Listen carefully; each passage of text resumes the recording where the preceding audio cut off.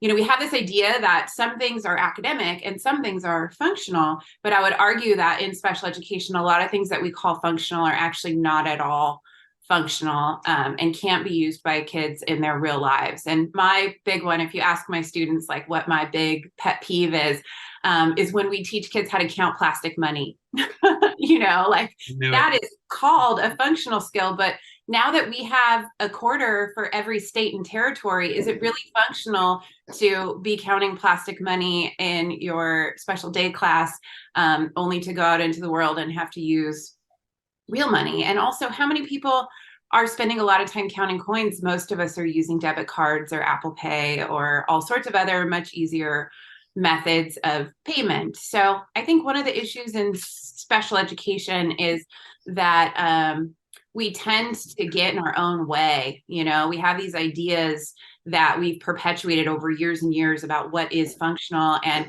we don't spend enough time thinking like, well, do I do that in my daily life? Like, am I teaching my kids how to do that? Is that something this family thinks is useful? And those are just good questions to ask yourself when you're coming up with a functional goal.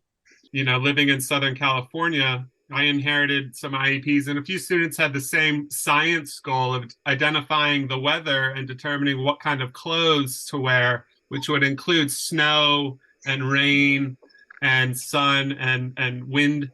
When well, this year is a different year, but most of the time we're really just having sun or clouds, and an occasional rain. So that's just another example of a very classic special ed goal that I would kind of reference it that way, but actually not being functional for kids living in Southern California.